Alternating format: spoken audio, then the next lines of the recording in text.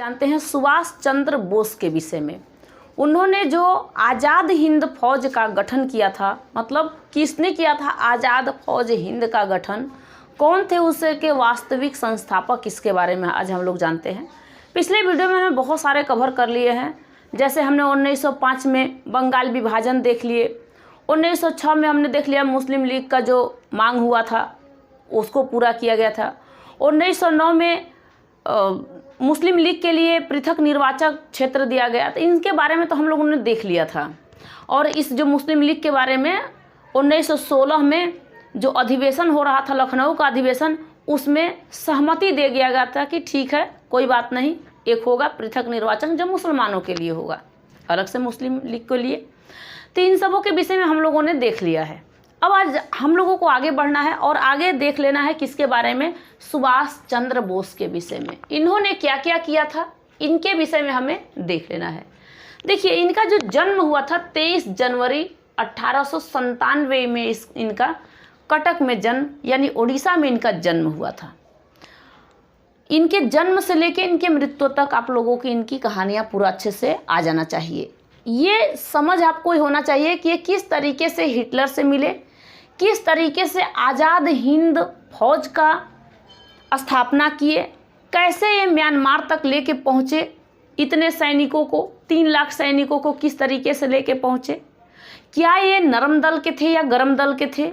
इसमें तो जो कांग्रेस का अधिवेशन हुआ था, कांग्रेस को विभाजन 2 टाइप से किया गया था, एक गरम दल के लोग थे, एक तरफ नरम दल के लोग थे।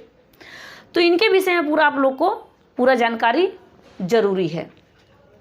तो सुभाष चंद्र बोस के विषय में तो आपने जान लिया कि इनका कटक में जन्म हुआ था। ये कहाँ है, ओडिशा में, ठीक है। ये बहुत पढ़े लिखे व्यक्ति थे।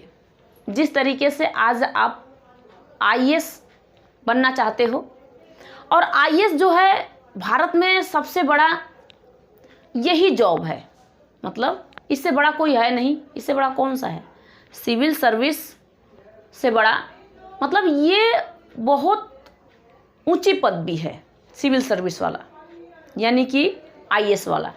इसी तरीके से सुभाष चंद्र बोस भी कौन सा उस समय पेपर पास किए थे, मतलब क्या किए थे, इंडियन सिविल सर्विस में वो भी गए थे। आईसीएस की परीक्षा उन्होंने पास कर लिए थे। कब पास किए थे, तो उन्होंने पास कर लिए थे 1920 में, और 21 में इस सर्विस से उन्होंने इस्तीफा भी दे दिया। कहा गया कि ये बहुत बड़ी आपके लिए, मतलब कि बहुत, ये जो इनका पेपर हुआ था ये यहाँ पे हुआ ही नहीं था, ये इंग्लैंड में हुआ था। इंग्लैंड में हुआ था, वहाँ पे पेपर देने गए थे, वहाँ से पास होकर के आए, आईसीएस की परीक्षा दे लिए, इसमें ये पास हो गए।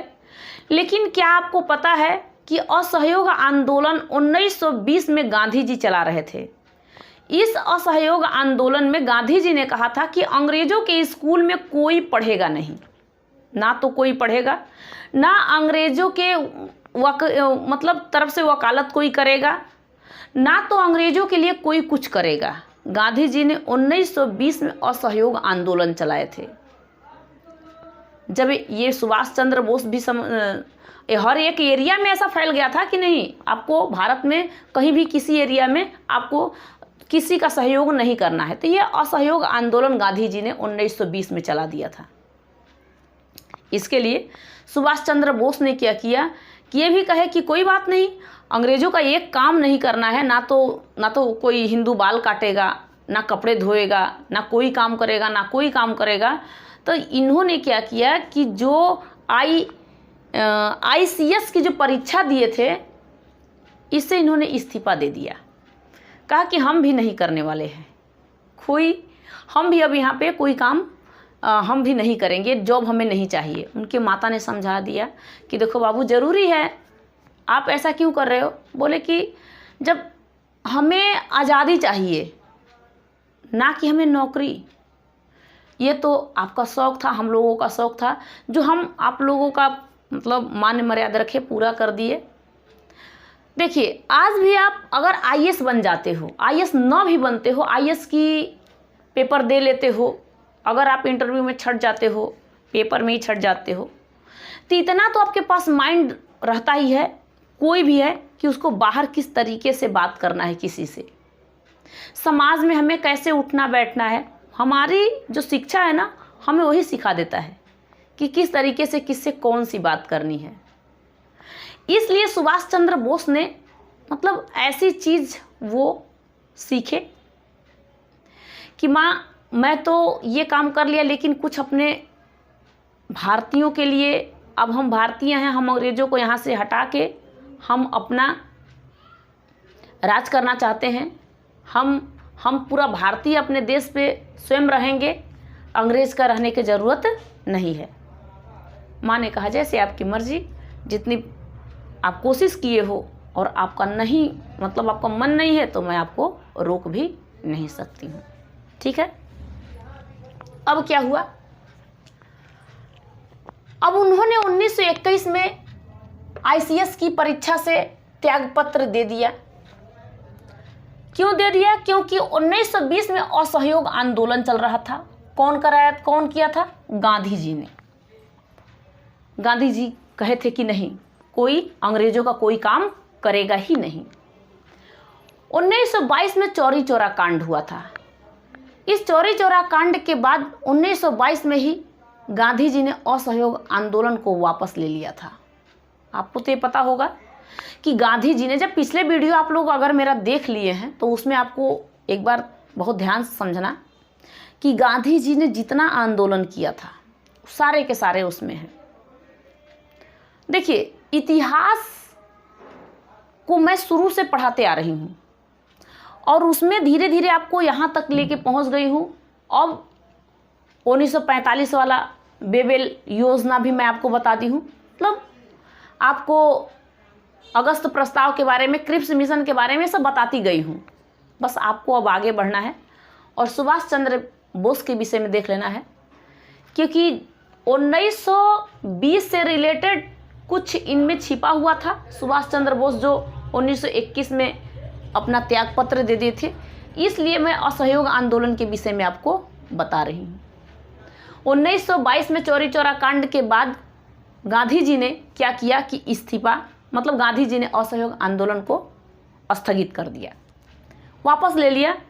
इस पे भाई लोग भड़क गए। इसमें सुभाष चंद्र बोस भी कहे कि ऐसा क्यों कर दिए बापू, क्या ज़रूरत था? जब आप असहयोग आंदोलन चलाए हो, एक तुम इधर ये अपना नौकरी छोड़ करके इसी असहयोग आंदोलन के लिए अपना ICS की परीक्षा जो किए, पेपर दिए थे, इसमें पास हो गए थे और ये पेपर करके भी नौकरी से अपना त्याग पत्र दे लिए। बापू, आपको तो ये काम करने की ज़रूरत ही नहीं थी। ठीक है। लेकिन इसके बाद अभी ये बहुत बार, देखिए, कम से कम सुभाष चंद्र बोस जी 11 बार जेल जा चुके, लगभग 11 बार। लेकिन सारे जेल इम्पोर्टेंट जो है उसके लिए आपको मैं बता रही हूँ। देखिए, जो जेल जाता है उसके लिए तो हर एक चीज़ इम्पोर्टेंट है, लेकिन जो क्वेश्चन में आपको आता है वो इम्पोर्टेंट हो, वो ज़रूरी है। क्वेश्चन जहाँ से पूछा जाएगा, इनकी कहानी आप पढ़ते रहिए, इनकी कहानी आप अच्छे ढंग से सुभाष चंद्र बोस के विषय में पढ़िए। 25 में भी जेल गए थे, 1925 में भी जाने के बाद इनको देखिए वहाँ जेल में भी गए थे, इनको TB की बीमारी भी हो गई थी। लेकिन हमें जो ज़रूरत है इसके बारे में आज हम पढ़ेंगे। अब मैं आपको बता रही हूँ, आपको पता है कि 1937 में प्रांतीय चुनाव हुआ था। प्रांतीय चुनाव में कौन कौन भाग लिया था? मुस्लिम लीग वाले और कांग्रेस। जीत किसकी हुई थी? किसकी जीत हुई थी? तो कांग्रेस की जीत हुई थी। 10 राज्यों में से 8 राज्यों में कौन जीत गया था? कांग्रेस जीत गया था। मुस्लिम वहीं पे हार गया था। लेकिन कुछ समय के बाद, मतलब 1939 में जो सेकेंड वर्ल्ड वॉर चला था, उस समय जितने भी 3 लाख सैनिकों को लेकर के चले, भारतीय सैनिकों को 3 लाख सैनिकों को लेकर के ब्रिटेन ले जा कर के युद्ध वहाँ पे कराने लगा। कौन? अंग्रेज कराने लगे थे। इस बात के लिए भाई जनता एकदम खफा हो गया, ये कांग्रेस वाले भी खफा हो गए और इस्तीफा दे देते हैं। जो 8 राज्यों से भी जीते थे तो इस्तीफा दे देते कि हमें ये ज़रूरत ही नहीं है कि हम अब काम करें, कुछ भी नहीं करेंगे, कांग्रेस पार्टी कोई नहीं। ठीक है, अब देखिए 1948 में एक अधिवेशन होता है कांग्रेस का। वो कहाँ होता है? हरिपुरा। हरिपुरा में एक अधिवेशन होता है, ये गुजरात में है। इसकी अध्यक्षता कौन कर रहे थे? सुभाष चंद्र बोस। आपको बहुत अच्छे से समझना है, कौन कर रहे थे? सुभाष चंद्र बोस कर रहे थे इसकी अध्यक्षता। इधर तो इन्होंने अपना सिविल सर्विस से इस्तीफा दे ही दिए थे। ये इन्होंने क्या कहा था इसमें, हरिपुरा जो अधिवेशन हो रहा था गुजरात में, इसमें इन्होंने कहा था युवाओं को प्रेरित किए थे कि एक काम करो कि जाने वाले नहीं हैं, इन अंग्रेजों को भगाना है, इन अंग्रेजों को ये करना है, वो करना है, मतलब अपना भाषण, मतलब जो भी होता है बात बोले, कुछ नहीं, अच्छे बात बोले। लेकिन कांग्रेस का अध्यक्ष होने के कारण कोई अगर गरम दल कोई एक अध्यक्षता कर रहा है तो उसको बहुत सोच समझ के काम को करना चाहिए। ये बात गांधी जी को पता था, गांधी जी को पूरा पता था कि ये गरम दल से उठे हुए हैं, अब ये युवाओं को भड़काएंगे। हो सकता है जो कांग्रेस का अधिवेशन हो रहा है, कांग्रेस का स्थापना हो गया है, इसको स्थगित कर दिया जाए। गांधी जी को ये पता, मतलब ये पूरा चीज़ पता था। 1939 में जिस समय सेकेंड वर्ल्ड वॉर चल रहा था, उस समय भी कांग्रेस का अधिवेशन हुआ था। कहाँ हुआ था? त्रिपुरा में हुआ था। ये कहाँ है? मध्य प्रदेश में। यहाँ भी अध्यक्षता कौन कर रहे थे? सुभाष चंद्र बोस जी। यहाँ भी ये क्या कर रहे थे? अध्यक्षता कर रहे थे। तो 3 मई 1939 को सुभाष चंद्र बोस ने कांग्रेस के मतलब अंदर ही एक अपना पार्टी बना लिया था, जिसको कहा गया था फॉरवर्ड ब्लैक। फॉरवर्ड ब्लैक, इसको उन्होंने इसी कांग्रेस के अंदर एक अपना पार्टी बना लिए थे। जिस तरीके से अपनी अपनी पार्टी बना लिया जाता है, जैसे कि हमारे पास इतने लोग हो गए, पार्टी हमारी बन गई, तो अपना अपना पार्टी बना लिया। तो इसी तरीके से ये भी अपना पार्टी एक बना लिए थे, पार्टी बना लिए। गांधी जी ये सब देख रहे थे, कहे कि ना ये सही नहीं है। अब क्या हुआ कि कहा, गांधी जी ने कहा कि अब चुनाव होगा, चुनाव होगा। भाई पार्टी ऐसे कैसे बन जाएगा? चुनाव होगा, कौन जीतता है? तो प्रतापी सीतारामैया को गांधी जी ने खड़ा किया और एक तरफ से सुभाष चंद्र बोस खड़ा हुए। ये गुप्त मतदान हुआ और कहा गया कि गांधी जी कहे कि भाई सुभाष चंद्र जीतने नहीं चाहिए, लेकिन जीत जाते हैं सुभाष चंद्र बोस। क्योंकि कोई भी हो, अगर युवाओं के प्रति अच्छा बात कर रहा है, सरकार से क्या लेना देना है इससे मतलब नहीं है। एक सरकार के तरफ से, अगर किसी एक पार्टी की तरफ से मैं बोल रही हूँ, क्या है उसमें? उसका सरकार होगा, वो जीतेगा, वो जीतेगा। आपको क्या मिलने वाला है? कुछ मिलने वाला है? हमें क्या मिलेगा? कुछ नहीं मिलेगा। मैं कह रही हूँ कि आपको अगर कुछ, ये ज़रूरी है कि हमारे भारत में जितना भी युवा हैं उनके लिए अगर आवाज़ उठाया जाए कि हर एक युवा को ज़रूरी है कि जॉब मिले, सबको रोज़गार मिले। मैं भी यही चाहती हूँ कि जितने भी लोग हैं उनको मिलना चाहिए। गरीब से गरीब पड़े हुए हैं, गांव में अभी भी देख के आ रही हूँ, इसलिए मैं इतने दिन तक वीडियो भी नहीं बनाई। गांव में देख के आ रही हूँ, हर एक लोग के लिए ज़रूरी है। अब परदेश में भी कोई मट्टी फेंक रहा है, कोई कुछ कर रहा है, रोज़गार ज़रूरी है। कोई भूखे पेट सो नहीं सकता। भूखे पेट एक टाइम सोएगा, 2-4 टाइम नहीं। अब ये नहीं है, इसी से आपको ध्यान में रखना होगा कि कोई भी अब राजा का बेटा राजा नहीं बनेगा, रंक का भी बेटा राजा बन सकता है, सिर्फ अपने मेहनत के ऊपर। जितना भी मेहनत करो, आजकल सबके पास ये मोबाइल हो गया है, इससे आपको सीख मिलेगी ना। आपको टीचर, अगर आप ट्यूशन पढ़ने नहीं जाते हो तो सिर्फ आप अच्छे ढंग से किसी भी टीचर का, मेरा ही नहीं, किसी का भी आप अच्छे से देखो, पढ़ो, समझो, अच्छे से निकालो कि हाँ ये चीज़। और बता रही हूँ आपको कि किसी का ऐसे वीडियो देख लिया कि उसने थोड़ा सा बताया था, थोड़े के बाद नहीं, उसका पूरा देखिए कि चाहे इतिहास अगर हिस्ट्री पढ़ा रहा है तो पूरा सही लेवल्स हो, अगर पढ़ा रहा है अंत कर दिया है तब उसको देखिए, क्योंकि बीच बीच से पढ़ने से आपको नहीं आ सकता है इसलिए। ठीक है, तो यहाँ पे चुनाव हुआ था, कौन जीत गया था? ये सुभाष चंद्र बोस जीत गए थे। लेकिन सुभाष चंद्र बोस से गांधी जी बात किए कि देखिए आप यहाँ पे आपकी ज़रूरत नहीं है, मतलब कि आप गर्म आदमी हो, कभी भी कुछ कर सकते हो, ये दे दीजिए प्रतापी सीतारमैया को। इन्होंने कहा कोई बात नहीं, हम दे देंगे, हाँ हम दे देंगे, लेकिन वो कहे कि हमको चाहिए ही नहीं, अगर हम हार गए हैं तो हम अब बैठेंगे नहीं। तब किसको बैठाया? राजेंद्र प्रसाद को बैठाया गया। अब इसी में जब इन्होंने यहाँ पे 1929 में जो त्रिपुरा मध्य प्रदेश में जो कांग्रेस का अधिवेशन हुआ था, 1939 में जो कांग्रेस का अधिवेशन हुआ था, इसमें क्या कहा गया था? इसी में इन्होंने युवाओं को भड़का दिया था। सुभाष चंद्र बोस ने युवाओं को भड़का दिया था। अंग्रेज़ देखे और अंग्रेज़ ने तुरंत उनको गिरफ्तार कर लेते हैं। 2 जुलाई 1940 को इनको गिरफ्तार कर लेते हैं, उनको जेल ले जाके डाल देते हैं। ठीक है, अब यहाँ पे आप लोग को बहुत अच्छे से अब समझना है, क्योंकि ये तो थोड़ा थोड़ा आपको बताया जा रहा था। अब आगे इसके बाद आपको बहुत अच्छे से समझ लेना है कि इन्होंने क्या क्या अब किए थे। जैसे ये जेल में गए, जेल में जाने के बाद ये दाढ़ी उढ़ी बढ़ा लिए और इनको उर्दू बहुत बढ़िया आता था। मौलाना का भेष धारण किए और वहाँ से निकल गए। वहाँ से निकले यानी कि इनको गिरफ्तार कहाँ कर लिया गया था? तो ये कलकत्ता में थे। कलकत्ता से अफ़गानिस्तान पहुँचे और वो सोचे कि अब हमें क्या करना चाहिए। भारत में इतने अंग्रेज आके अपना राज करने स्टार्ट कर दिए हैं कि हम लोगों का जीना ही मुश्किल कर दिए हैं, हमें करना क्या चाहिए।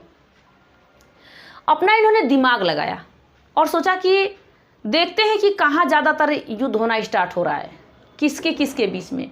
तो आपको पता है कि 1939 में सेकेंड वर्ल्ड वॉर चल रहा था और 40 में इनको गिरफ्तार कर लिया गया था और 1939 से लेकर 1945 तक सेकेंड वर्ल्ड वॉर चल रहा था, बहुत तेज़ी से चल रहा था।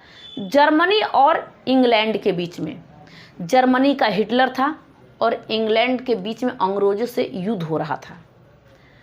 सुभाष चंद्र बोस सोचे कि अब हम चलते हैं। सुभाष चंद्र बोस 41 में निकले, यहाँ से पहुँचे हिटलर के पास। अरे कलकत्ता से अफ़गानिस्तान और आगे बढ़ते हुए पहुँच गए किसके पास? हिटलर के पास पहुँचे। हिटलर इनको देखा, हिटलर से बातें किए कि हमें ज़रूरी है,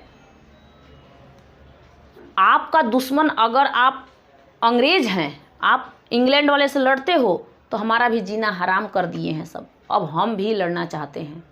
और बिना पूछे बिना जांचे 3 लाख सैनिकों को इंग्लैंड वाले ला दिए हैं, अंग्रेज़ लाए हुए हैं और वही आपसे युद्ध कर रहे हैं। ये भारत के सैनिक हैं और वो मुझे आप दे दो। हिटलर कहा कि नहीं, आज दे देंगे, कल फिर आएंगे, हम आपको नहीं देंगे। बोले नहीं, ऐसी बात नहीं है, मैं आपसे कह रहा हूँ कि आप इनको दे दीजिए और हम अंग्रेज़ों को पूरी तरीके से ख़त्म करना चाहते हैं, हम अपने भारत से इनको निकाल के फेंकना चाहते हैं। हिटलर कहते हुए बात को मान लिया और कहा कि देखिए इनको ट्रेनिंग चाहिए, बहुत अच्छे से ट्रेनिंग चाहिए। तो सुभाष चंद्र बोस जी बोले कि कैसे होगा ये काम? ये देखो मौलाना का रूप धारण करके गए थे, लेकिन वहाँ जाके बता दिए कि हम भारत के हैं। ठीक है, अब वहाँ से सैनिकों को लिए और पहुँचे। ये जापान होते हुए ये म्यांमार में आए और जापान, अब हिटलर ने क्या कहा था कि जापान आप जाइए। कहाँ पे? जो हिटलर था, हिटलर कहा था कि आपको जापान से सारा चीज़ मिलेगा, हथियार भी मिलेगा, आपको खर्च कर, मतलब कि 3 लाख सैनिकों के लिए भाई चाहिए भोजन पानी, सब कुछ मिलेगा। तो ये चले गए थे जापान में भी बात किए और चले गए म्यांमार में। कहाँ पे? म्यांमार, बर्मा में म्यांमार। यहाँ गए, यहाँ से ये शिमला गए, ठीक है, सिंगापुर गए, सिंगापुर। तो देखिए अब यहाँ पे आपसे क्वेश्चन पूछेगा, वो क्वेश्चन आप लोग को बहुत अच्छे से ध्यान दे लेना है, ठीक है। इन्होंने क्या किया था, आज़ाद हिंद फौज का गठन किया था, लेकिन आज़ाद हिंद फौज का जो गठन हुआ था ये रास बिहारी बोस ने किया था, रास बिहारी बोस ने किया था। लेकिन इनकी उम्र ज़्यादा होने के कारण ये संभाल नहीं पाते, और सैनिकों में चाहिए कि उनका जो सेनापति हो वो बहुत मजबूत हो, यानी कि अगर वो खड़ा हो जाए तो आगे वाला, सामने वाला उससे डरे। तो वास्तविक संस्थापक जो बने थे 1942 में, 1942 में बने हुए थे सुभाष चंद्र बोस, ठीक है। और यही आज़ाद हिंद फौज का गठन किए थे। तो वास्तविक संस्थापक ये रहे, गठन करने वाले रास बिहारी बोस थे। आज़ाद हिंद फौज का गठन किसने किया था, रास बिहारी बोस ने, और वास्तविक संस्थापक 1942 में सुभाष चंद्र बोस थे। ये आप अपने माइंड से उतारना नहीं, रखे रहना। अब ये पहुँचे म्यांमार। म्यांमार जाते हुए इधर साइड है अंडमान निकोबार। जापान वाले ने अंडमान निकोबार किसको दे दिया, चंद्रशेखर आज़ाद को और सुभाष चंद्र बोस को दे दिया। अब इस जो अंडमान निकोबार को जापान वाले ने दिया था, उसका नाम इन्होंने शहीद स्वराज रख दिया था, शहीद स्वराज रख दिया था। अब ये सोचे कि अब हमें अपने सैनिकों के लिए बार बार जापान जाना पड़ता है, कहीं हर जगह जाना पड़ता है, क्यों ना हम अपना एक जगह, अपना एक स्थान बना लें जहाँ कि हम लोग रह सकें। तो उन्होंने क्या किया था कि उन्होंने सिंगापुर गए, और सिंगापुर जाके वो अपना वहाँ पे आज़ाद हिंद सरकार का गठन कर दिया। आज़ाद हिंद सरकार कह दिया, ये आज़ाद हिंद सरकार का गठन इन्होंने कर दिया, ठीक है।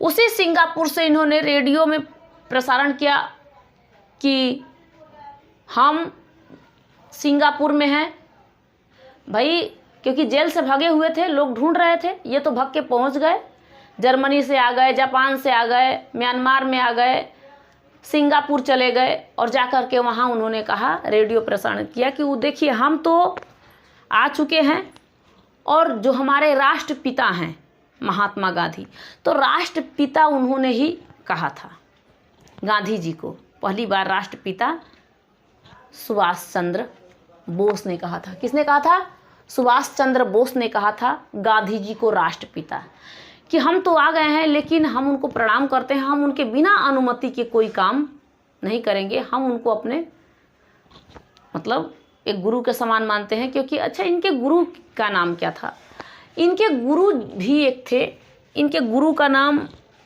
क्या था इतना दिमाग में नहीं है, लेकिन आपको बता दूंगी इनके गुरु का नाम क्या था, ठीक है। अब ये जैसे ही ये रेडियो में प्रसारण इन्होंने कर दिया और बोले कि जो ये आज़ाद हिंद फौज जो एक आर्मी ये चल रही है, इंडियन नेशनल आर्मी, ये भारत का है, ये हम इतने लोगों को लेके चल रहे हैं और हम अंग्रेज़ों को भगा देंगे। अब घुसा दिए भारत में, सारे जितने भी सैनिक थे सबको घुसा दिए। कहे कि दिल्ली चलो, तुम मुझे खून दो, मैं तुम्हें आज़ादी दूंगा। किसने कहा था, इन्होंने कहा था, सुभाष चंद्र बोस ने। तुम मुझे खून दो, मैं तुम्हें आज़ादी दूंगा और दिल्ली चलो, ये नारा वो देते हुए पहुंचाए। भारत में सब एंट्री जब कर दिया, अब ये किसी काम के लिए ये ताइवान वाले एरिया में इधर जा रहे थे, विमान जो था ना उसमें क्रैश हो गया, यानी वहीं पे वो ख़त्म हो गए थे। तो वो कब ख़त्म हो गए थे,